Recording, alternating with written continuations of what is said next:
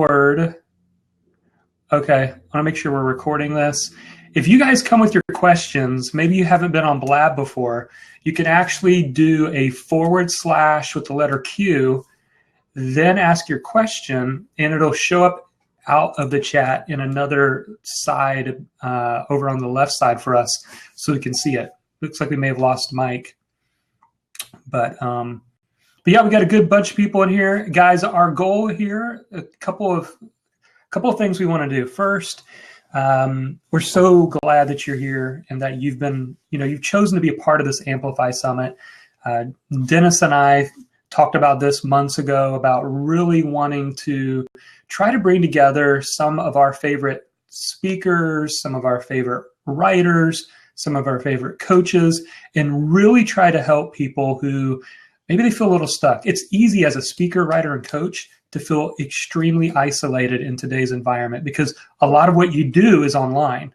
And so the way that we combat that is we get together and we create a community and we share what's working. And we make this a very open community. And that's what I love about the speakers that we have at Amplify is they have been some of the most giving people that I know. I mean, every session, and I've had the opportunity to sit in all the sessions as the host, I have come away with so much knowledge and insight. I'm excited to share this with you. So we hope that you're enjoying it. If you happen to be joining us here and you're not a part of the Amplify Summit, you can get there at amplifysummit.co. We can also put it in the chat. Maybe one of you guys can throw it in there. It's free. You can join it, be a part of it. And so we're here to discuss some of the presenters that have already gone, give you our own takeaways, but we're also here to answer questions that you have. If you don't, I'll just give you a quick, brief bio on everybody that's here. My name is Jonathan Milligan. I started blogging in 2009. And about mid-2011, I left my day job to blog full-time. So my journey started with starting a career coaching blog and figuring out how to monetize that with multiple income streams to the point where I could walk away from my day job, do this full-time. And now I have two blogs, jonathanmilligan.com and bloggingyourpassion.com. So that's a lot of where my experience comes from. Next, I'm going to give you a brief bio of Dennis McAtee. Maybe Dennis, why don't you just take a moment and tell everybody a little bit of your bio? Yeah, so I started my career as a pastor and got delivered about 10 years ago, and doing really the same kind of things in the business, in the corporate world. And so I do a lot of training and speaking, corporate coaching, and I've really been able to niche myself into specific industries and sort of proven the fact that like you don't have to be a gigantic name to make a whole lot of money doing what you love. And and so I'm going to talk a little bit about some of those things, but that's real brief. I've got books and audios and products and all that great stuff, but I'm glad you're here. It's really more about you guys than really about me. So Mike, why don't you tell everybody who you are? Well, I'm a friend of Jonathan and Dennis, and I just like hanging out with them because they help me so much. They are the biggest givers in the world. Actually, we've been friends for a number of years now. In fact, Jonathan and I have known each other for, probably 15 years or more. Then got connected with Dennis 2 or 3, 4 years ago, and have been just so appreciative of everything that we've learned from them. In fact, they helped me walk the path of leaving a job that I had and now full-time executive coach, and have done writing, speaking, put together a membership site for leadership development. And so really have learned a lot from them, and doing a number of things that we'll look forward to sharing with you guys more in the future as well. So just glad to be here, and we're super appreciative of you guys, and love already what we've heard already through the Amplify Summit.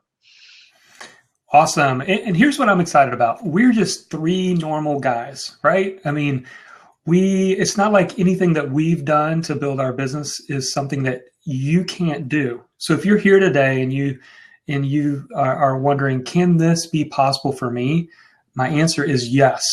Every single one of us here, at least the three of us here, I know all of our stories very well. And we all had a starting place. We all had a place where we were just trying to get going, trying to get started, trying to figure this thing out. We had a passion inside of us. We had a message that we wanted to communicate through writing, speaking, and coaching. And we walked the path, and it's not a mystery. We don't have anything special or hidden that you can't do for yourself. Wouldn't you say that's true, guys? Yeah, absolutely. And here's the thing is I figured like if Jonathan can do it, I can do it too.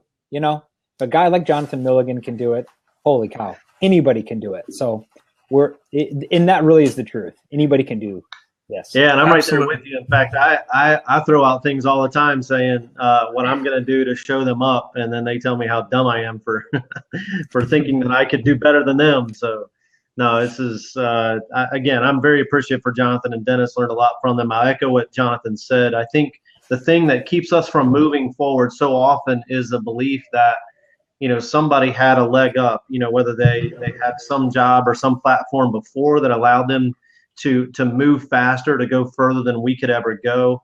And what I've learned over and over again is that's just not true. It's all about taking action today. What can we do to move one step forward in our work or with a project or some initiative that we're working on right now?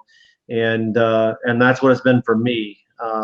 Just working at it longer and working at it harder than maybe other people choose to. Yeah, and isn't it interesting, guys? It's like a lot of people come to us and they want to know the how-tos, and they haven't even figured out really like the what to and the why to. Sort of like that mindset always trumps skill set. And so they're like, well, how do I put together that WordPress, or how do I do this audiobook? And really first sitting down and going like, first you got to get the mindset, because the reality is there's going to be a lot of roadblocks. There's going to be a lot of things that sort of stop you and sort of constrain you. But if you've got the mindset, then you can conquer anything. I like to think like, if I can't, I must.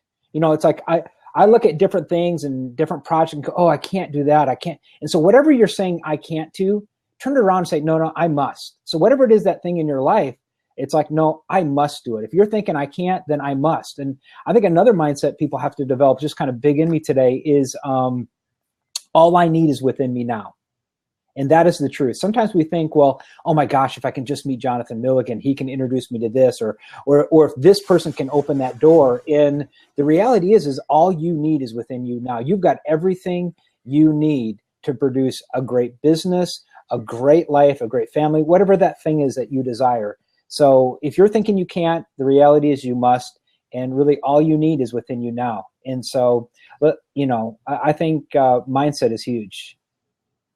Hey, Dennis, one of the things that you've helped in the past was with me and with others is so many times we have limiting beliefs, or we have excuses in our head.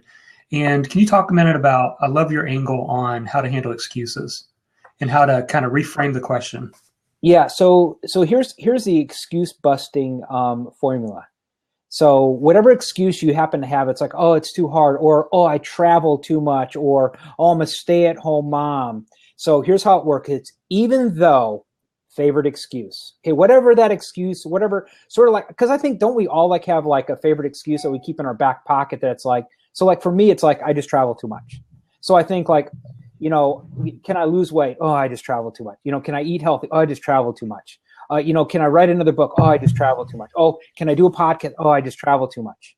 And it's sort of like I always pull it out and play my favorite excuse. So I want everybody kind of that's listening to us today, just think about your favorite excuse, whatever that happens to be. I don't know what, maybe it's like, I'm too young, I'm too old, I have young kids, I'm not in a big city, I don't have a lot of relationships, whatever that thing is that stops you. And here's the equation. Even though favorite excuse, how can I still action? Whatever thing you need to do. So it's like, even though I travel too much, how can I still eat healthy? Even though I travel too much, how can I still consistently communicate to my partners? And so it's like, whatever action that you have to take, use this formula, because it keeps you in creative. It keeps you out of that victim drama sort of framework. And so that's my encouragement. Even though whatever excuse you use, how can I still? because action is the thing that separates winners from losers. It's it. Action. That's it. Action produces your result. If you're not getting the results you want, you got to change some actions, right? Insanity is what, guys? Doing the same thing over and over and over again. Result. Right. And so it's like, if you don't like your results, just change some actions. It's like, I never fail. I just produce a result. Some of my results are pretty bad, but I don't fail. I'm producing a result. It's like, Jonathan, I can tell you how to gain weight. I can write a book, man. I mean, I know the actions. Eat a lot of calories, sit in my chair all day. I can gain weight. It's so like, this is not fat today. It's just a result. Yeah, so good. And I appreciate you sharing that. Man, you got me preaching. That was fun. You getting some feedback, Mike. I don't know if it's coming from Mike. Okay. Maybe you can turn down the volume a little bit. But so question, we've got some questions coming in, and we're going to get to them. But one question we've got is from Gerald, who says, "What's the Amplify Summit?" And you guys might be finding us on either on Blab or on Twitter or Facebook right now, and you're like, "What is this thing?"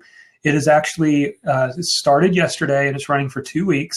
And we have gathered together almost 30 of the most successful writers, speakers, and coaches that we know of to bring them together and share kind of behind the scenes how our business works. Really, my desire is to help you guys create multiple streams of income from your message or the thing that you have that you want to get out there to the world. So, yeah. So do we want to take some questions? Do you guys want to talk about some of the presentations? What do you guys want to do? Well, why don't we start at questions to kind of itch where it's scratching? And just so you guys know how we're going to work it is, I'm going to answer all the easy questions. And then Dr. Nichols and Jonathan Milligan are going to answer all the hard questions. So that's how we're going to do it. So let's take some questions. Okay, so let's see here. All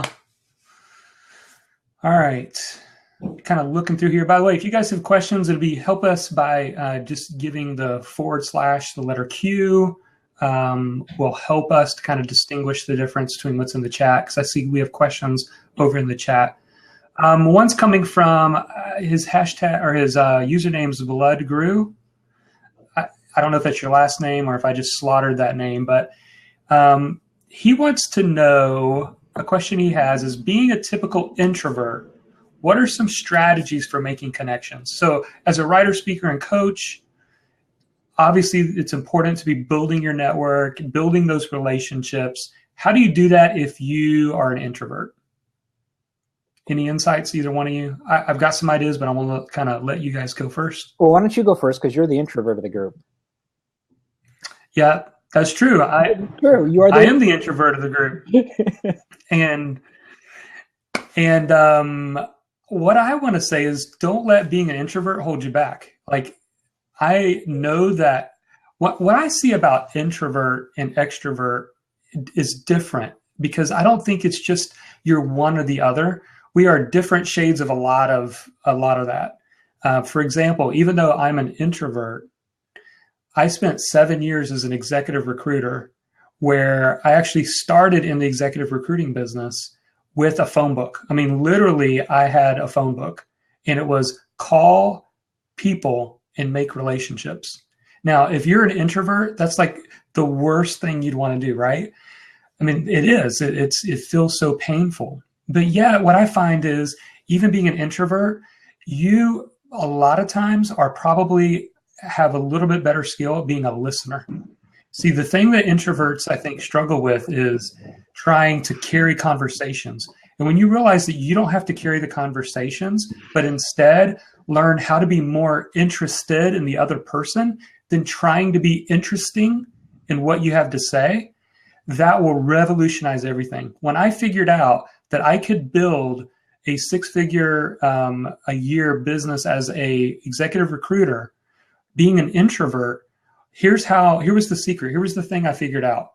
Get on the phone with somebody and quickly turn the conversation to about them. Like, what would be the, like, for me as an executive recruiter, it was, so what would be if I came across the ideal job, like your dream job, what would it be for you? Oh, really? What's your background? What Where'd you go to school? Oh, wow. And just, I'd find out about their family, the type of NFL team they liked. It's all you have to do is become interested in the other person. And as an introvert, you're probably a really good listener, and you're probably really good one-on-one. And honestly, the only other reason why I would call myself an introvert is because I get recharged by getting alone, reading a book, whereas a lot of times extroverts, they get charged by being in a room, being at the party. And so don't let being an introvert hold you back. In fact, yesterday's session, Grant Baldwin, he is a speaker who travels the country. He's billed over $1 million speaking in crowds as large as 13,000 at once. And he tells people regularly he's an introvert. And a lot of his speaker friends, he said, are introverts. So if you have this desire in you to be a speaker, to stand on a stage, to impact people with your message, don't let the fact that you feel like you might be an introvert hold you back, because you can still absolutely do it. Yeah, I think, it's about energy management. And I think, Jonathan, if we always just focus on the other person and we make it about them, I think I know I get self-conscious when it's like I'm always thinking about me. Like, how do I look? And the reality is that, I realize like people aren't that concerned with me. It's like, well, how do I look? And how do I come across? A lot of times they don't even care because they're concerned about themselves. So don't, just make it about the other person. And I think, people feel you before they hear you. And so if you really care for people, that goes a long way. And people feel that care. Yeah, I think the same thing is true for me. For me, can you hear me okay? I've had to change the microphone. For me, when I always pull back and I try to get really busy and get into my work, and it's hard for me to push myself out there, whether I'm going to look for new coaching clients or speaking opportunities and that type of thing. So I think we're very similar. In fact, there's some introvert in all of us. Rebecca's done some really neat research on this. Rebecca's on today, Rebecca Livermore, and she's doing some neat things in this space as well. And so I think the cool thing, which Jonathan and Dennis have both said, is that we're not on an island. We're not alone. There are people out there. In fact, most of us struggle with this from time to time. For me, it's cyclical. Every few months I'll get in a funk, and I don't either want to be around people or I don't feel like I'm good enough, or I don't feel like I have anything else to offer. And so fighting through those things is important, and every single one of us face that. And let me just share a resource with you guys real quick in the chat. A good friend of ours, Dale Callahan's, actually created a course called Networking for Introverts. That is a great course. Holy cow, yes. Yeah. It's only $47. You can grab it on Gumroad. You can download it. And if you're in that space where you're like, man, I just need some tools, some resources, some tips, because it doesn't come as natural for me, then take a look at what Dale's put together with Networking for Introverts. I think it's a great resource. That's a great resource for people. Any other questions here? All right. Yeah. Do you guys see any others? I'm going to hunt through here. Yeah, I don't quite, I listened to, who was the person? Hugh Culver. I was just before we got on, I was finally getting to Hughes. And I think the whole thing of like thinking like a CEO, like, CEO Incorporated, and, it's not a writing or a speaking, but it's a business. I thought that was, it is just super helpful for me. I think we all have to think of, us, that we're a business. And even though I knew it, it was just a great reminder. Yeah. Well, Jonathan, there were a couple questions all the way at the top. I don't know if we addressed them or not, but there were some all the way at the top, the very beginning of the session. There were 2 or 3 right at the top. Okay. So I can't get back up there because I jumped out and jumped back in. Here's one: self-publishing and promoting novels and short stories. What are good strategies for pricing? So if we're talking about Amazon Kindle or Amazon in general, we probably should bring Rebecca on, even though she probably doesn't want to come on. But she is the Amazon Kindle master. She has to. She's the expert. Rebecca, you have to come on. Yeah. Rebecca, if you're okay with coming on, let us know. Hit the little button. I'll let you in. Just click the call button. Call in. Yeah. So yeah, I'll give you some insights from my own journey. You guys can throw in some insights too. The important thing, especially when you're on Amazon, is that you want to be in the sweet spot. For the most part, you want to be in the sweet spot of the pricing, which is between $2.99 and $9.99. When I see people that have their Kindle book out there for $10.95, they're really losing out on a lot more royalties. Let me explain why. If you're between $2.99 to $9.99 on a price, you collect 70% of the royalties. Amazon keeps the other 30%. But it actually flips when you price your book either between 1 cent to $2.98, or when you price it anything above $9.99, you actually flip that, and I think you only earn 35%. So it is important that you test that. Let me just give you one other tip, because I've experimented with this. Pricing your book at $7.99 or $7.95 or $9.95 isn't automatically going to mean that you are going to make more per month, because what happens is we may not sell the volume as much. So there's been instances where I've lowered the price of my book and I've actually made more in a month. So just because you see a book at $2.99 doesn't mean, well, that person's not making anything. No, I know a guy who prices his book at $2.99. All his books are $2.99. And he's probably got, I think, 22 books out there now. And he's making consistently between $40,000 and $50,000 a month just on Kindle book sales and royalties. And you don't have to go the $9.95 route in order to be a success in the pricing part of it. So that's my 2 cents there. Well, and I think we also always have to decide, what's the end game? I think Carrie's talk today, that interview today was really helpful, but really deciding your end game, because my end game is bigger things.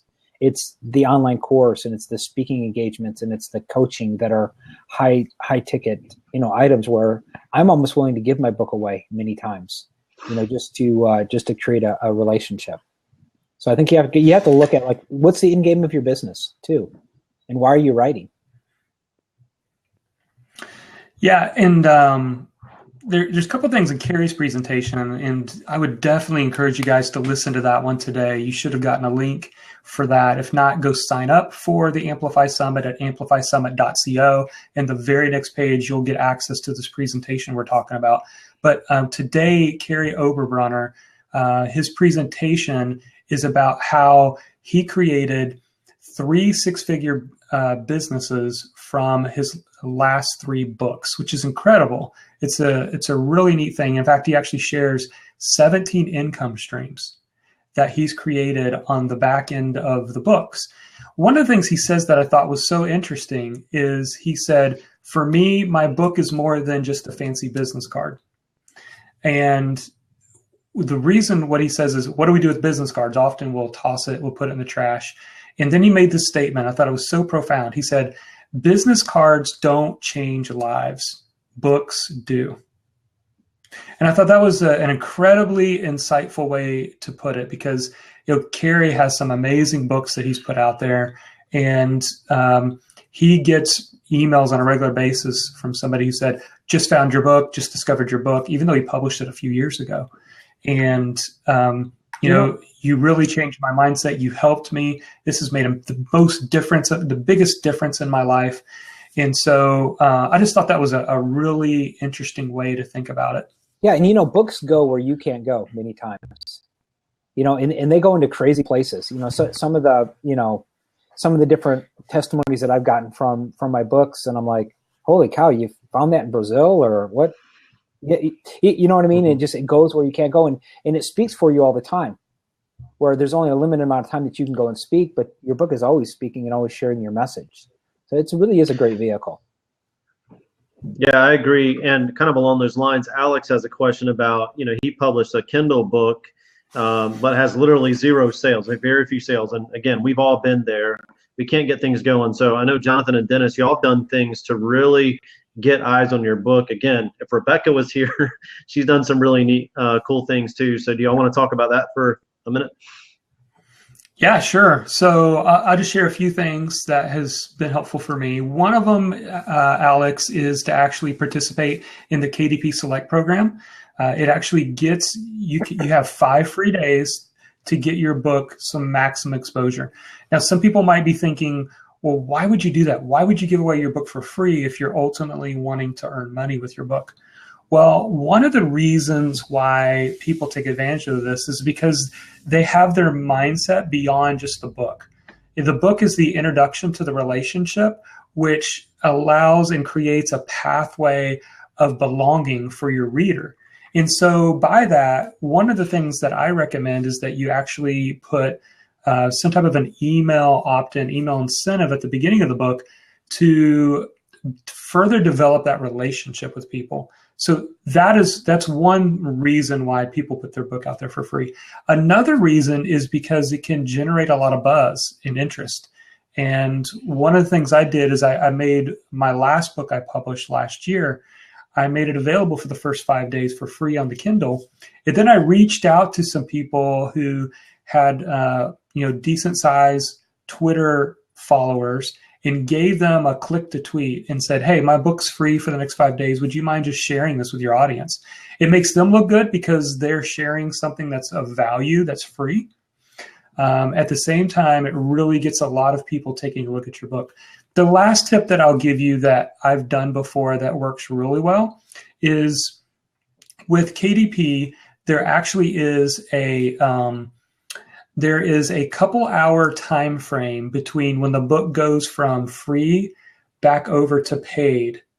And if you will manually cancel your KDP promotion at around like mid-afternoon Eastern time, you can actually benefit from some extra exposure on your book because you will be writing higher rankings and it's actually for sale. And then one other quick tip, and hopefully this doesn't confuse you too much, but there is a strategy that I've used a couple times called price pulsing. It's worked for me well. Anytime I see my book kind of fall out of the top 100,000 on Amazon Kindle, it's been known and people have said that this is true, that Amazon does something called delatching. So delatching means they're not cross-promoting your book. They're not showing your book as much, in other places. You can kind of see those cross-promotion different places. And so you really want to be in that top 100,000. And so if you find yourself below that, drop your book to like 99 cents. Make it an impulse buy so that the people that are seeing it are more apt to get it. And then as you kind of watch your rankings and they go up and they kind of level off, then change your book back up to your price. If it's $2.99, if it's $3.99, and then here's what happens is you get the benefit of the price where you want it and the higher rankings, which means more exposure for your book. More people are seeing it. And so the strategy is called price pulsing. It's not something I've created. You can actually Google it and Google price pulsing, Amazon Kindle, and you can get more information about it. But try that strategy, Alex. I hope it's helpful. Hey, and that's go ahead. No, go ahead and answer that because I'm going to bounce. No. Yeah, I was going to ask the next question. So if you have something to add on that, go ahead. Is that it? Well, I was going to ask the next question because Rusty said, what are the different speaking engagements that you can get? So I just want to just cover this real quick in case we have any speakers. There are really 3 different types or categories. You can either do open enrollment. Jonathan and I have both done these where, you gather the crowd, from your list or partner with people that have a list and have an open enrollment workshop or speaking gig, or you can do corporate.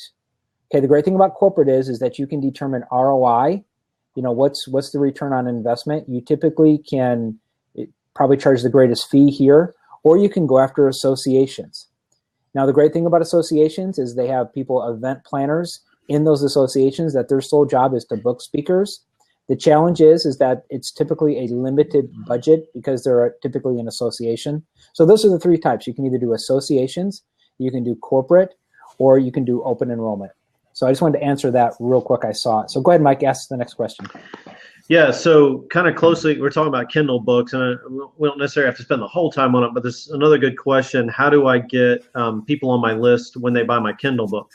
Rebecca answered that, had a good response to that in the chat there, where she's been very successful with putting some type of a link to a download or an opt-in in the front and in the back of the book. You may even want to refer to it throughout the book. But Jonathan, I know you've done some things like that too, and Dennis, maybe even in yours. I can't remember if you have an opt-in in your book or not, but maybe talk about that for just a few minutes. Yeah, so I do it at the very beginning. It actually says your 2 free gifts, and I mentioned the gifts, and the gifts are very relatable to the book. It actually allows them to go deeper. So in my book, it was getting the one-page PDF that was the whole structure of the book, the framework for the book, and then getting some like 3 training videos or something like that they would get. And then I mentioned it again in the back of the book. I also made sure to add that to my paperback also, and the audiobook. So in the audiobook, I even mention it at the beginning of the audiobook. So so what I love about that is, and I just did this again over the Christmas holidays. By the way, if you do a KDP promotion, a great time is like Christmas through New Year's, because so many people are getting brand new Kindles, or they're getting the new electronics, and they're looking for books. And oftentimes they'll start over in the free books and download them. And I got a few thousand downloads of my book. And I also saw that a number of people got on my email list because all that works together. So so that's kind of my tip on that. Well, and another thing you can do that I did with mine is that I sprinkled different questions throughout my book with my with an email address where I asked different questions, and I've got a lot of response from that too. So that's another strategy. When you read through my book, you'll see like, email this for this or something. So that's, even a different strategy. Yeah, and depending on the type of the book that you had, one thing that we did was we added, small exercises in our practical books that we put together that, you can, answer this question or work, now that you've read this, do this exercise to help solidify it in your mind or in your behaviors, in your actions.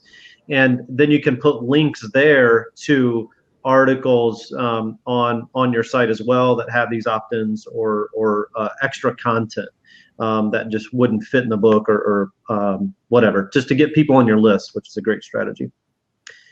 Real quick, Jonathan, there's a question here about audiobooks. Can you do some of these same things with audiobooks? Yeah, so I experimented with this. When I finished my book, I thought, this audiobook, it's available. It still amazes me that Amazon allows us to publish for free. They don't charge us, and to create our books. Now, I know they keep a percentage of it, and it's good for them. They've got the revenue share part of it. But as far as being the author, there's nothing holding you back from having an audiobook. You can go to acx.com, and they can walk you through the process. It's not super difficult. I did mine over a weekend. After I'd written my book, I sat down and read my book chapter by chapter, because you don't read your entire book. You have to read it one chapter at a time, upload it to acx.com, and then they'll put your audiobook in 3 places. It's on amazon.com right next to your Kindle book and paperback, if you choose to do a paperback. They also put it on audible.com and on iTunes. So it's pretty cool that you can upload it. They take care of putting it together. You earn 40% of the royalties, and they pretty much price your book or price your audiobook for you. It's at a standard $20. But I've found that it was totally worth it. Like for me, I recorded all of it on a Saturday and Sunday, and took me 2 days, uploaded all of it, didn't do anything else with it. Every single month, I get a royalty check from ACX from people who've downloaded the audiobook. People want that audiobook. And so I didn't have to make up the content. I already had it from my book. I just had to repurpose it. And then if you say, well, I don't even have a weekend to record my audiobook, you can actually get on acx.com and listen to other voiceover narrators, pick the one that you like, let them do your book. And I think they share 20%, or they get 20% of the royalties. So they'll get a cut of it, but there's no reason why not to have a book. You can either record it yourself or let somebody else do it, and it's another income stream in your business. So another question here, Dennis. Did you want to add that? Go ahead. Go ahead, Mike. You were going to say something funny, I can tell. I feel like I'm on ESPN's Around the Horn, if you've ever watched that. And I just realized that people could actually give you props. And I'm behind. I'm getting ready to get dropped off the call here. So y'all need to give me props. Look at that. Yeah, there you go. There we go. Yeah. What a suck up. Okay, if you ask for props, you shouldn't be allowed to get them. Yeah, you should have negative. You should go negative or something like that. It's a contest. I can't go negative props on you, can I? No, okay. we just wasted 30 seconds of everybody's time. Let's see.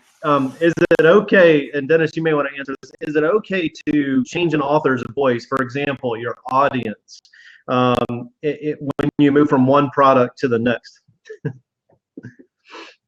Well, I think a little bit you have to, in a sense, because creating products, you first have to understand your audience and who you're trying to reach. And I think the guys that write sort of like the best product and some of the best copy are the guys that are writing it. And as you're reading it, you're going, "Holy cow, this guy's reading my mail. I just thought that thought. I was just thinking about that." And so sometimes. Jonathan and I talk about this all the time, is that, Jonathan took a very linear step where he wrote the book and then he did some of these other things where I was speaking for years in a certain industry. And, actually even the title of my book, it came from that industry. I asked people, it's like, hey, what really hit you? Or, what was like really valuable? And they was like, oh, it was this right here. And they actually gave me the name Drama Free Teams. I would have never thought about it.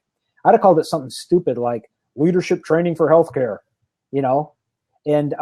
but my market actually gave it to me. So I think it's super important I think the first thing you have to do is understand who you're trying to reach before you try to do anything else. If you don't have that, if that's not a clear picture, I would just encourage you to kind of back up and, really define who that person you want to help is. Do you have anything? Yeah, maybe you got a different idea. No, and that's a great point. Two things. One, I think it's important that all of us know what our voice is, and we take the time to think through what that is. Not only who are we and what do we need to sound like when we write or we speak or even when we coach, but also who are we writing to? And I think the important thing for us is to be authentic in how we're writing. We're not trying to be, unless you write fiction, and then you guys are a whole lot smarter than we are. But doing that, but in writing nonfiction, when you're writing to help people and practical type things, where you're writing to an audience and an audience that's not all that dissimilar from who you are, understand your audience. Jeff Goins is one of our friends, and he has written a great post on finding your voice. So if you Google Jeff Goins and finding your voice, you'll come up with an exercise, 10 or 12 steps to finding your voice and to writing to your audience. And so I would encourage everybody, if you've not worked through that process, even if you've already written books, go back and confirm that process for you. The second thing is that, go ahead. No, go ahead. Dennis. Well, I was going to say the second thing. There's a delay. Go ahead. Nope. Go. I'm going to stop. I'm done. I'm going to stop. Nope. This is awesome. The second thing I was just going to say real quick was that it is important that we understand there's no quick fix. I'm a shortcut taker. I mean, Dennis and Jonathan, I try to find all the shortest route between 2 points that there is. And when you're building an audience, you're building a platform, there really are no shortcuts. It's a lot of hard work. And I know I hate hearing that. And people hate hearing that, when we tell them, maybe you hate hearing that. But it's not about, trying to figure out how to get connected with Jonathan's audience or Dennis's audience or some famous influencer. It's really about doing the work on a day-to-day basis. And at some point, this work, kind of this pushing and pulling that you've been doing for weeks, months, even years, it begins to take off. And there's this momentum and this exponential growth that takes off because you've worked so hard over a short period of time, or over a short or long period of time. Hey, real quick, go ahead, Dennis. No, I'm just going to say, guys, I'm going to have to jump off because I actually had another call scheduled at 1:45. So this has been great, but I'm going to jump off if that's okay. And I'm looking forward to the rest of the summit, and we're going to do this again, Jonathan. Let's do this again later or something. This has been a blast. Yeah, it'd be fun. Thanks, Dennis, for coming. Yep. Thanks, guys. Have a good week. Yeah. Hey, I wanted to come back to the voice thing for just a second. There's a really good book I'm reading right now called Still the Show. It's from Michael Port. It's Michael Port's new book. And one of the things he talks about with finding your voice, I thought he handled it so well, is thinking about, and I'm probably not even going to do a great job explaining it, but I'm going to do my best here. But really, when you think about your voice as a speaker, your voice as a writer, your voice as a coach, really what it is, it's stripping away everything that you've tried to do to mimic other people and just figure out how to be a more authentic you. Like, the more you can get to being who you are, how God made you, the more authentic you that you can be in front of other people, then you are closer to your voice. And instead of trying to become something, we oftentimes want to try to become something, or we see how somebody else handles an audience, and so we want to be able to do the same. And it doesn't come across as good because it's not who we are. It's like understanding what our assets are first. And all of us have them. And taking a moment to really think about that. So obviously he does a much better job explaining it. Grab the book, Still the Show. It's not just for speakers. It's actually for people who present in every kind of scenario, whether it's an interview, a boardroom meeting. It's a very interesting read. It's got a lot of in-depth tips in there, but I think especially the part about identifying your voice, understanding your voice as a communicator, I think that will really help you. Jonathan, I think that's a great point too. And just from my own experience, 7-8 years ago, when I first started writing a blog, I began writing a blog to help me process some incredibly painful dysfunction that I was feeling in corporate, in the corporate space. And so I really just began writing so it'd keep me from having a nervous breakdown. And what almost immediately what happened is that people began reading what I was writing and saying, man, I thought I was the only one who felt this way. I'm so glad that somebody else is feeling the way that I do. And I started getting emails and social media messages and phone calls from people who are saying, hey, I'm having these same problems. What have you done to work through these things? And the only way that happened was I just started being real and writing in a real way to help me process my own things, develop tools for myself. And I never would have considered at that point doing what I'm doing now if I hadn't been authentic. And I think that's what's important for all of us. Don't try to be who we think that other people want us to be, but let the mess that we've experienced become our message. Yeah, it's great. Hey, Mike, while we still got a few minutes here, and again, if you guys are just joining us and you got some questions, we are here talking about the Amplify Summit, where we gathered over 30 successful writers, speakers, and coaches to kind of tell us the business side of how they do things. And create multiple streams of income. If you've not signed up for it, it's not too late. You can go to amplifysummit.co amplifysummit.co. We'll put the link again in the chat, and you can register for free and come be a part of this. And we're releasing 3 presentations a day, 1 on speaking, 1 on the business side of writing, and 1 on coaching.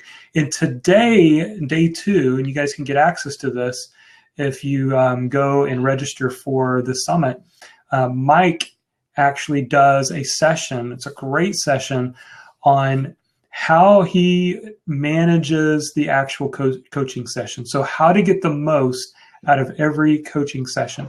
And of course, Mike, I'm not expecting you to redo that entire interview, but can you talk a little bit about this process that you go through? And also, if you guys go to that page, you've provided some resources, some templates, because there might be somebody here who says, man, I've been writing, but I feel like I want to be more connected to my audience through doing some coaching, but I've never done it before. I don't know what to do. I don't even know how the process works.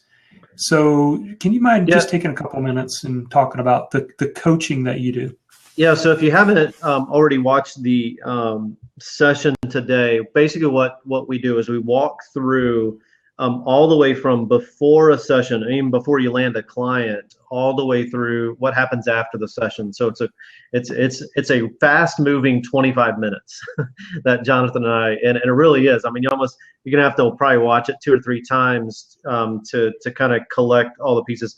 And what we share with you is 5 or 6 different tools that we use from, again, before the session. We actually tell you how we talk to a future client on the phone. We talk to you about how we actually land that client. We talk to you about how do we prepare for a coaching session, and then what is the tool that we use to prepare for coaching session? What do we do in the session? And then how do we get people to follow up after the session? And I can't tell you how many horror stories that I've heard of from people. In fact, just last week I had a client here in Atlanta.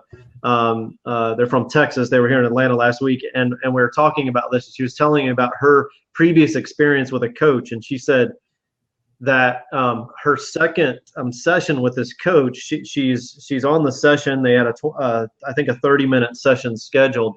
About 15 minutes in, this coach had spent the first 10 or 15 minutes telling her, hey, this is what you need to do. She had all these questions. This client had all these questions she wanted answered, and the coach was saying, hey, this is my process. You need to work through this process, and that's just the way I work, or whatever. So about 15 minutes into this second session, she says, okay, that's all we need to, that's all, we got to cover, and is everything good? And the client says, well, we have 15 more minutes. Can I use my, she goes, and the coach said, well, if you want to, I guess we can, or whatever. And I'm thinking, somebody somewhere along the way wasn't prepared and isn't listening to really help people. And so I think, in fact, Dennis says this often, Jeff Golan just started off, and Jonathan talks about this. I mean, all of us, our goal should be, and in fact, every single one of us should write this down. Our goal should be to be the biggest giver in the relationship. And that's, I'm not naturally wired that way. I'm an ROI kind of guy. I mean, I think of all the dollars, but I've learned that the more that we give, the more that we'll have. And so being generous, whether it's in our sessions, whether with helping other people, just like, we're here today trying to help people, all of those things, if we can do that, especially as we work with future customers and clients, we're going to have more work than we'll ever be able to handle. Awesome. Hey, real quick, and again, you guys can go listen to Mike's session today by going to amplifysummit.co, but will you share kind of your 3, I don't know what you call them again, but there's like a process that when you go on a coaching call, you don't have to go into details, but maybe explain them. I think it's care, communicate, and coach, if I remember right. Yeah, and so this is from the tool that I use primarily with team members. A lot of us work within organizations, or we have a small team that we work with. And so I share, you actually can download the tool that I use. And I'll schedule 30 minutes for a weekly or a bi-weekly one-on-one with a team member. And you can do it with clients as well, but this particular process works best with team members, people you work with regularly and for a long period of time. And the first, it's broken up into three, and I do use 3 C's. It's care, communication, and then the work that you're going to do. And I'm going to pull that up as well. But I spend the first 10 minutes on care and making sure that that I'm finding out about what's going on in their life, what's going on in their work, how they're feeling, how they're doing. Talk about their kids, about major events in their lives. The second is the second 10 minutes that I use it. So the first 10 minutes is care. Second 10 minutes is communication. That's really listening, hearing from them about what they're experiencing in their life and in their work, challenges that they're working with or working through. And then the third part, the last part, is actual coaching, where I'm helping them look ahead. Coaching is present to future. And so we're taking from where they are, we're looking with them at where they are and where they want to go, and then helping them figure out the steps that they need to take to get there. So awesome. That's kind of what it's about. Yeah, perfect. I appreciate you sharing that. We got a question here. We got a few more questions. And guys, we're going to stay on for a little bit longer. Mike, I don't know if you need to go at 2, but I want to try to get through a few of these questions. Sure. But if you need to run, you certainly can at any time. One of the questions that actually comes from Alex. He says, how do you actually find your audience? And I've heard that a lot from people who are, I teach a lot of beginning bloggers over at bloggingyourpassion.com. And so a lot of times I'll hear that, how do I get people to pay attention to my writing, or how do I build an audience? How do I build that email list? And the same is true for speakers, and the same is true for coaches.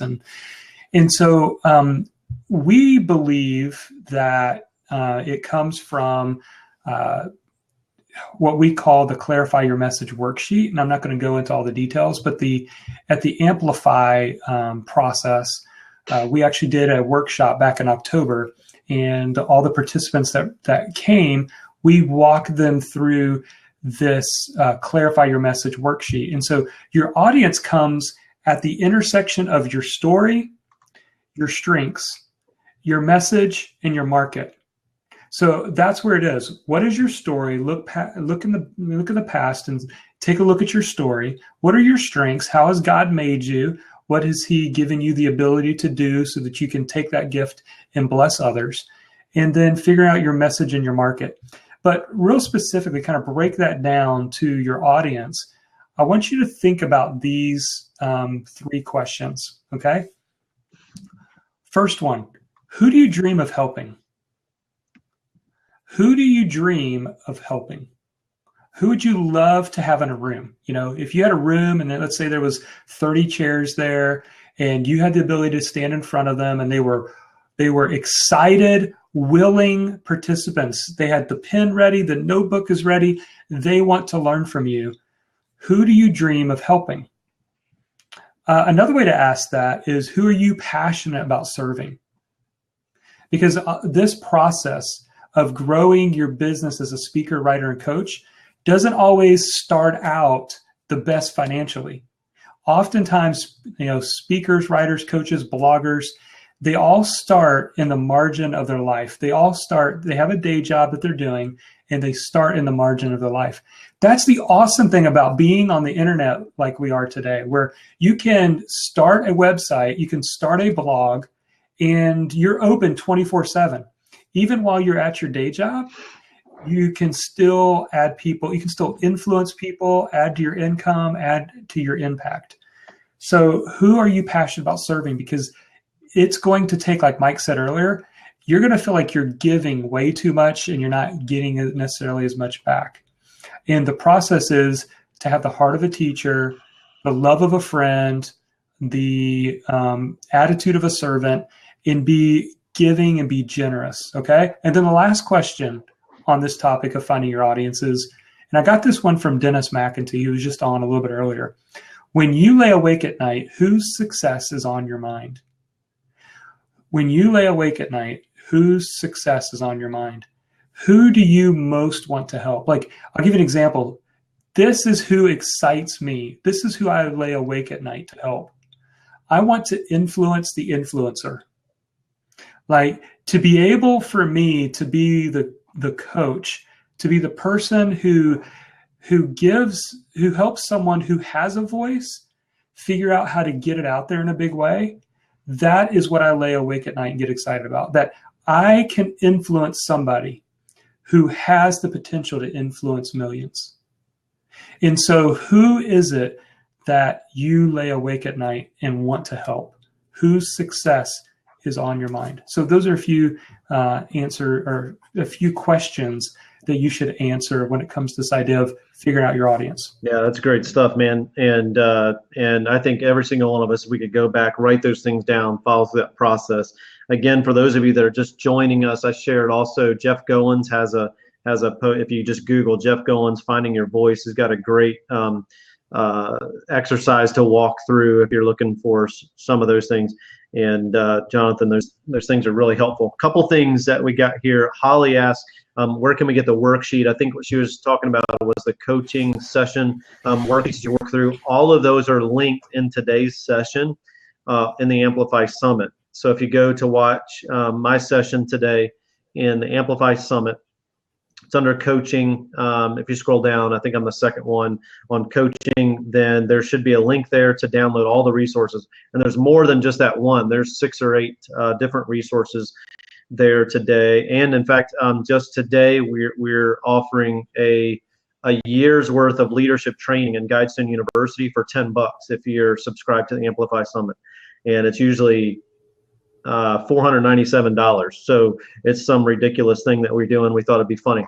So make sure you take advantage of that today too. We've had a bunch of people already take advantage of that today. Let's see. There was one question here from Randy. We talked a little bit about this earlier. Is this replay going to be available somehow to people? Can they get back and watch it? Okay. So for Randy, and Jonathan, you can add to this, but for Randy, I'd encourage you to go back and watch the replay if you get a chance. I know you came in a little bit after we had started, and so we talk a lot about finding your audience, getting your book out. What's the best way to do that? I think that will really help you with the question that you had there about getting it out to a specific audience, music pastors in your situation. Jonathan, feel free to add to that as well. Yeah, the other thing I would say for you, Randy, is who already has the audience that you'd love to get this in front of. And it's not about just using that person. It's about, maybe they aren't speaking into a specific thing that you are. A great example is I have an audience of bloggers, people who want to take this passionate idea they have and turn it into a profitable online business. And while I get out a couple times a year and I do speaking, it's not the main source of my income. And I'm not teaching necessarily people the specific process of speaking. But like a couple months ago, I brought in Grant Baldwin, who was the presenter yesterday, which is a great session on 9 ways to find speaking gigs, paid speaking gigs. And you should go and definitely watch that one. But I brought him into my audience to do a webinar, and then at the end, he made it available for people to get into his booked and paid to speak speaking course. And so I was happy to bring him on to do that, even though it was his course that he created, because that's not necessarily, I don't have courses just helping somebody get started as a speaker. So it was a resource for my audience. So that's an example, Randy, where you will find that this online community of writers, speakers, and coaches and bloggers are a lot more welcoming than you might think. They really want, more than anything, they want to be the resource and the go-to person for their audience. And that very well might mean introducing other people that have resources that can help their audience. Okay. We got another question here. Do you think that guest blogging can help your audience? I know there's a lot of information out there about guest blogging I would encourage you definitely to that's one of those searches that you ought to do on the web and look for there's some great content and information out there about that. Jonathan, I'm sure you have some perspective on that as well. Yeah, so it really depends. It's kind of mixed. I know some people who, guest blogging built their list and built their audience for them. And then I know of other people that didn't get as great a results. So at the end of the day, I would say that there's three primary ways that you can build an audience. It's through text, audio, and video. And so you may have to experiment with these. Text is obviously doing a guest post. Audio would be like doing a podcast interview, being a guest on somebody else's podcast, and that creates its own attention towards what you're doing. Doing webinars would be in the video category, where you do webinars or you host an online summit like I've done here. And so at the end of the day, the goal for you, if you're a speaker, writer, and coach, is the email list. That is the very lifeblood and energy of my business. And if you ask any online blogger, speaker, or coach, what do they wish they would have put more attention to in the beginning? They will all tell you their email list. Building their email list is key. And so, yes, you can do that with guest posting, but your results may vary. Podcast, your results again may vary. If you get on the bigger shows, you definitely get some great exposure. Webinars with other people's audiences is a great way. And then hosting your own online summit is another great way to be that resource for people and build your list. Yeah, and I'll just echo what Jonathan said about building your list. I spent probably 3 to 4 years blogging, not really focused on building the list. And I tried all kinds of clever things, whether it was guest posting or doing other things. And I didn't have a good place for people to come back and to opt in. And in fact, Jonathan, you may want to share about Brian Harris that has some good material on how to build your list. Maybe that link and can share that as well.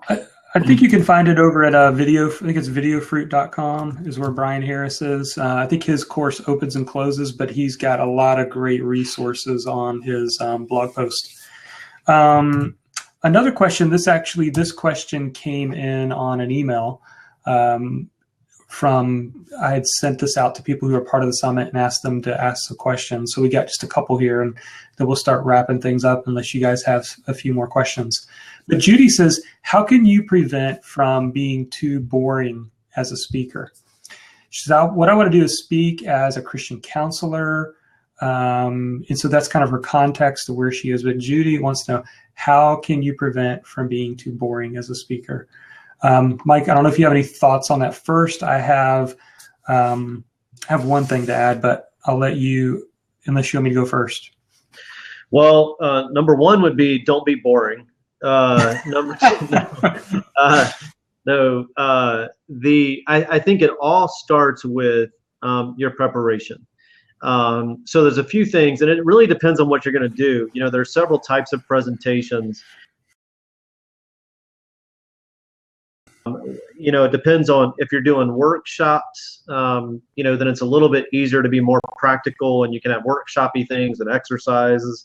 I have a Jenga, several sets of Jenga that I carry around with me when I do workshops with executive CEOs and that type of thing. And I have this exercise that I do, and it's really funny watching these guys compete doing stuff. And that's stuff like you would just never think of these CEOs, executive type people doing things. But so there's certain things you can do depending on the audience, whether it's a workshop or if it's an online type setting like this or a keynote.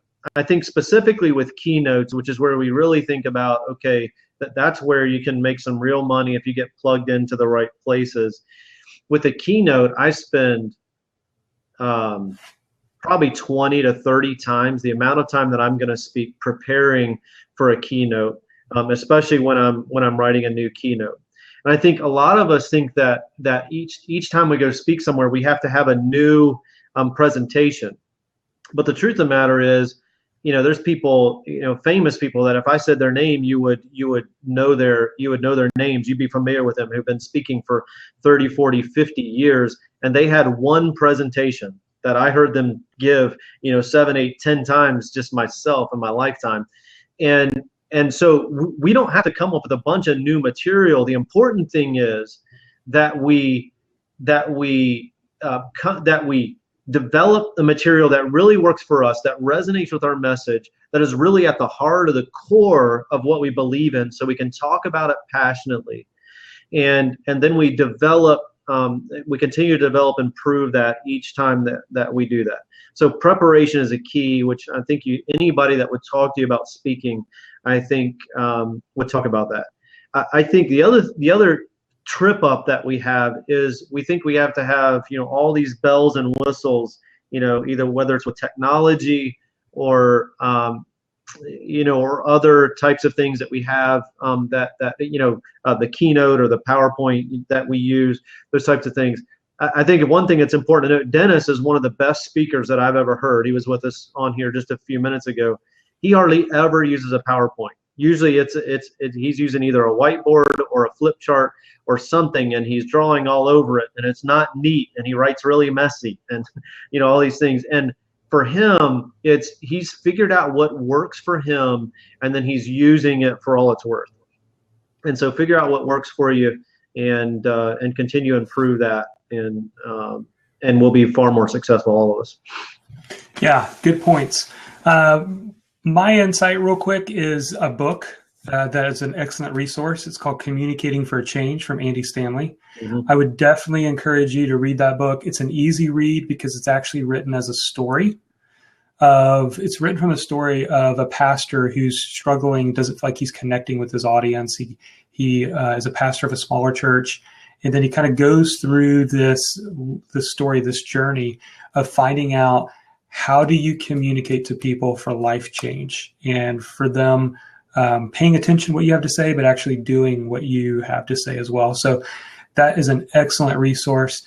The other thing is Hugh Culver's, his session, I believe, is today as well.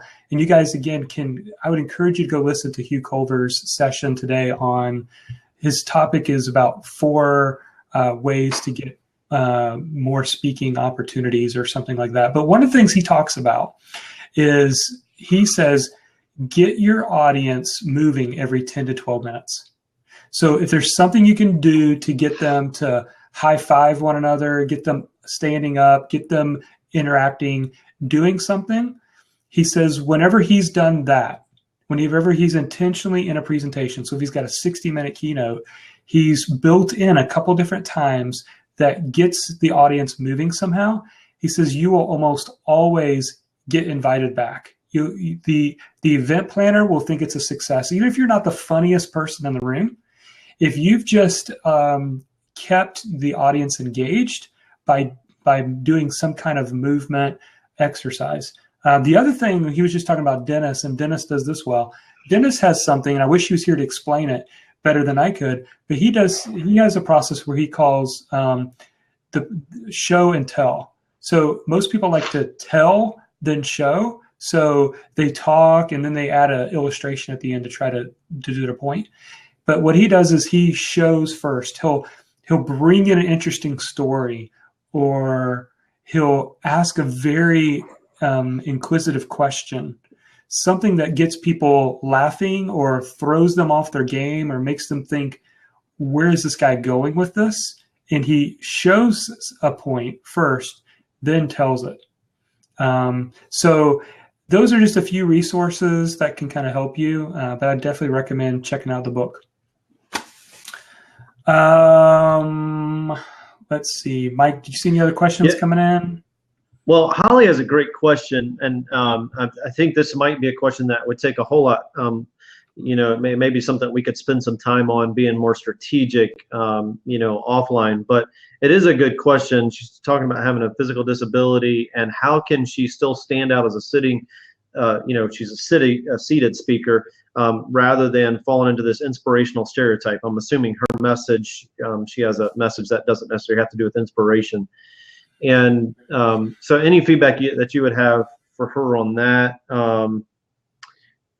would be good.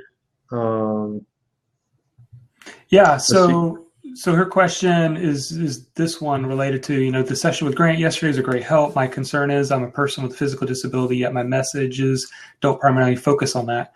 How can I stand out as a sitting speaker without falling into the inspiration stereotype? Well, here's the thing. My thought, just my initial thought, maybe I'm not the best person to kind of explain this, is, use what you've been given.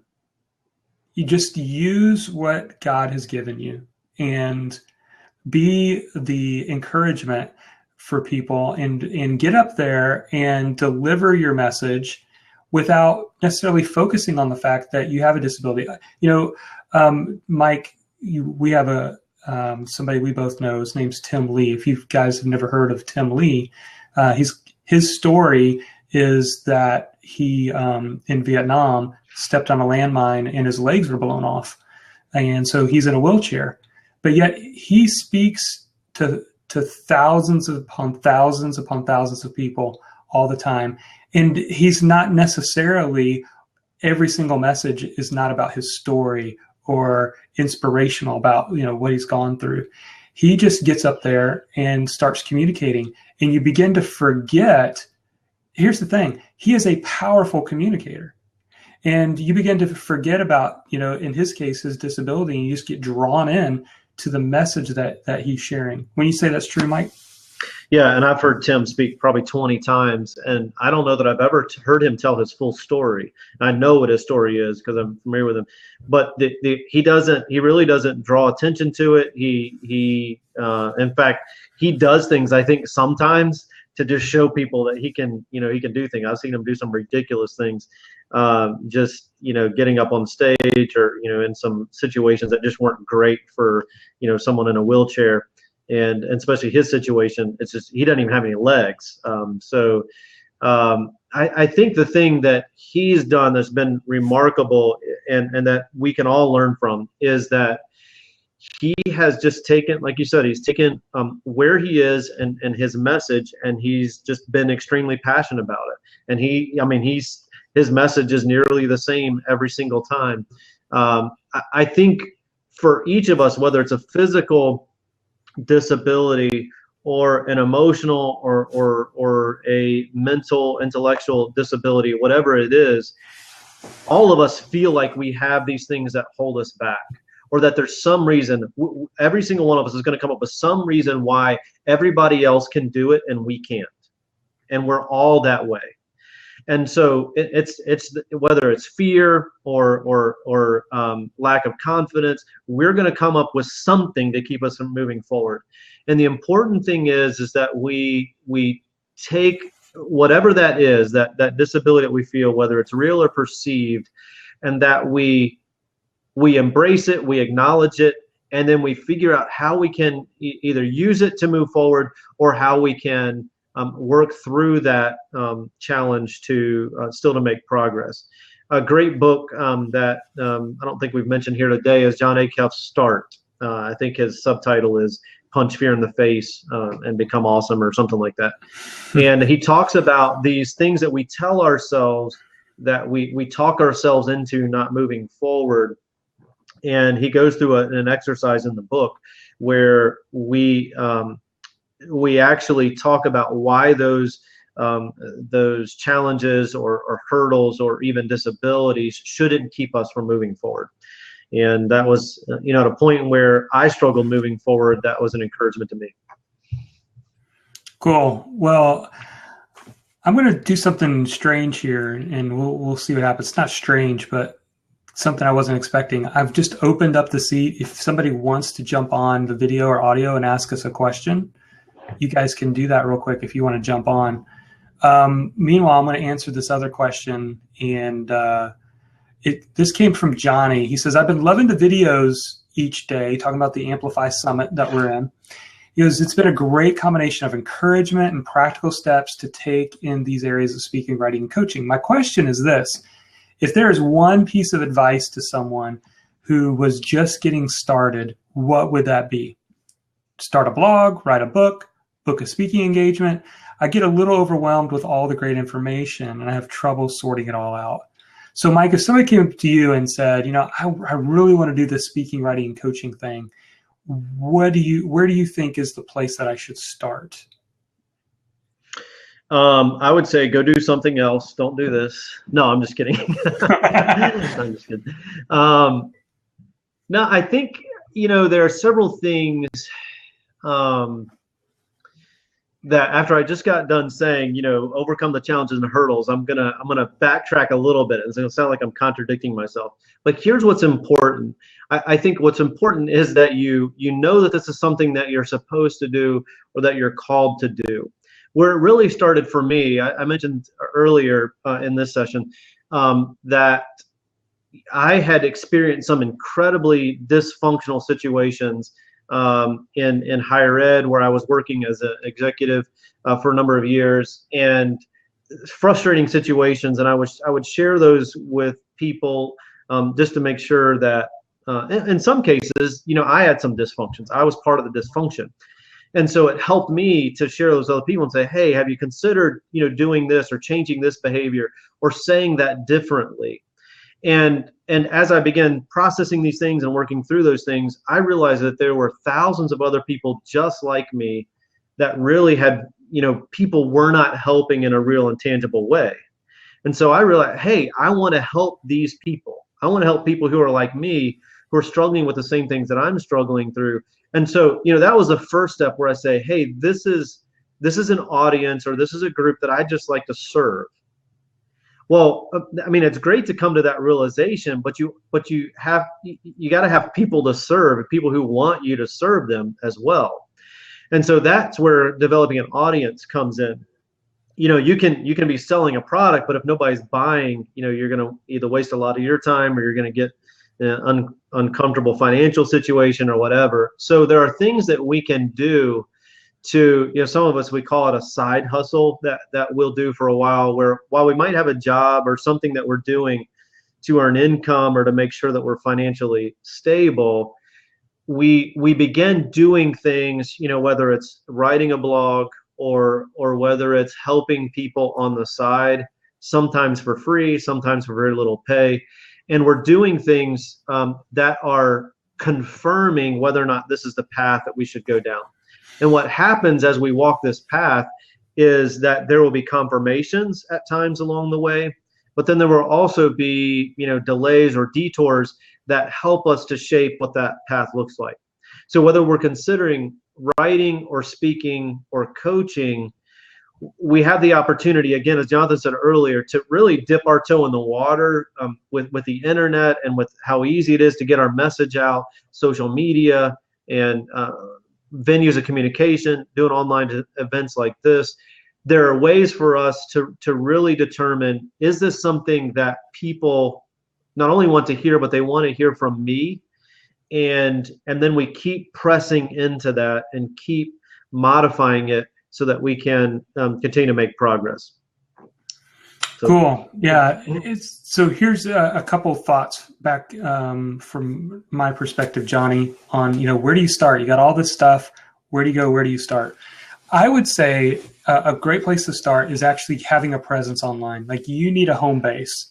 And so maybe, for a lot of people, it is getting your name as a domain. That's, a personal brand blog, because unless you're a woman and you're not married and you might get married, for most of us, our name's not going to change. Maybe the thing that changes is our topic or our focus, and so that sort of thing. But a great place to start is get a home base, okay? And then the second thing I would say that is something that you should consider is, what is your natural gift order? Like, one of the things that we do is with the Amplify coaching that we've done in the past is we help people determine what is their natural gift order. Are you a speaker, writer, coach? In other words, are you a speaker first, writer second, coach last? Are you a coach, writer, speaker? All the different combinations. Understanding that will really help you to determine what's a good place for you to start. For some people, like a Grant Baldwin or Dennis McEntee, they're a speaker first. And so one of the things they did is got a website up and just started getting out there, started making the connections and getting in front of people and speak. And from that, and from getting that feedback, they began to tool and figure out the rest of the income streams to really build out their business. But all of us are gifted differently, but understanding your natural gift order can really help you. You can get that from confirmation from other people. And that's not to say that, well, man, if I'm a coach, writer, speaker, then I can never be a good speaker. And that's not what it means. That's not what that process means. Don't look at it from the negative, but lead with those things that are your more natural gifts first. And that process can probably help you. If you're watching all these videos and you're trying to figure out what's my step, get yourself a website set up, figure out which is the natural gift order for you, and start there first. And then you can build out all the other income streams. Yeah, and I would just add, start writing some type of blog, and here's why. Even if you're not a writer, it helps you to process, who you are and what your message is, what your core message is. I talked earlier about the exercise for finding your voice. I've written an entire blog about that, an article about that. And so as you work through these things yourself, just write about it. This is the process that I'm going through. At first it might be your mom reading it and your dad and your brothers and sisters or whoever, but they'll help you, hone those things. In fact, they're going to be your probably your strongest critics. And if you can get through them, then you'll be good to go. But I would say if you're writing, many of the talks, the presentations, even the keynotes that I've done started out as a blog post years ago, and I saw what really resonated with people, and I was able to use those things to create other streams of revenue or other opportunities. Yeah, it's a good point. Feedback, hearing what people have to say, finding out what resonates. Those are great indicators of areas that you need to continue down. I'm just going to take this last question since we are almost at 90 minutes here. It's amazing how fast this time goes. Yeah. But it's been a lot of fun. Hope you guys are getting value out of it. The last question here is, Jonathan, how do you target your message to your audience in a way that works? And Alex, I would say it is getting feedback. Like, you've got to get feedback from people. What are their struggles? What are their challenges? You're going to hear this in an upcoming session if you're part of the Amplify Summit. Dennis McEntee, who was on with us earlier, has this great acronym. He calls it the People GPS. And the People GPS is 3 simple words. The letter G stands for goals. What are their goals? So your ideal audience, what are the goals that they have? What are the dreams? What are the things that they want to accomplish? Do you know what those are? Don't guess, ask them, find out, get that feedback. The letter P is for passions. What are the things that they are fired up about? What are the things that they see the world in a way where they want to challenge the status quo because they're so passionate about this thing, whatever it is. And the last one is the letter S, which stands for struggles. What are the things that they're really struggling with? What are their challenges? So you've got to find that out. And then what you do when you get that information back is you use that same language in your communication. I mean, I've literally done that if I'm creating a video sales letter, or if I'm writing up a sales letter, if I'm selling like an online product, for example, I'm using the same words. Like, have you ever felt, and then I'm using the same language that they've given to me. And they're like, wow, man, it's like he understands me. He knows me. One other thing that I would say to answer this question is we did a session for interview with Ray Edwards. It was awesome. And Ray Edwards really began to dive into how do you really understand your audience and use what you get back from them to communicate in a way that that builds that audience. So, all right. Well, hey guys, Michael, I don't know if you have any closing comments, but I think we're going to wrap this up. No, I'm just super excited that that everybody joined today, and would encourage you just to, if you're not already signed up for the Amplify Summit. Jonathan and Dennis have done a great job pulling together just a great group of people who will give you just so much content. In fact, I still can't believe that it's all free. And then again, if you want to have access to it on an ongoing basis, I would encourage you to jump in and sign up for the All Access Pass. That'd be great. Jonathan is one of the most encouraging people that I've ever met. He and we speak at least weekly, and I know you'll find him to be to have a ton of value in helping you, whether your goal is to build a business or just to get your message out there. I don't know anybody who's doing a better job online with helping people to get their message out, to build their platform, than Jonathan Milligan. And I'm not just saying, I know a lot of people, you guys have seen my blog, you know, I've interviewed, you follow me on social media, whatever. Jonathan is doing a great job. He's helped me more than any other single person. And so I'd encourage you to continue to take advantage of Amplify Summit and look for more great things from Jonathan and Dennis. Awesome. Well, Mike, I appreciate you being here. I appreciate your friendship. And guys, I appreciate all of you being here. I mean, the fact that you're here is an extreme encouragement to me, because you're the kind of people that I want to hang around. You're the kind of people Mike wants to hang around. You guys want to do something awesome and amazing with your life. And we want to help to fuel that for you. We want to be the people behind the scenes that help you to get your message heard.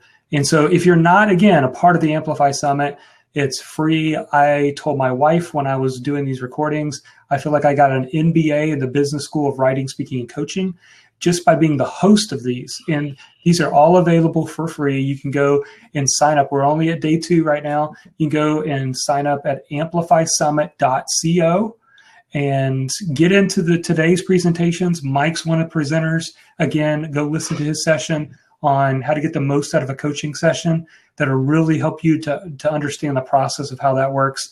And again, guys, if we could be a help to you, reach out to me. You can reach out to Mike. We're here to help you guys as much as we can. So again, we're planning on trying to schedule a couple more of these. I'll even try to work to see if I can get some other presenters to come and hang out with us, because this was fun. I really enjoyed it. So again, guys, thanks for being here.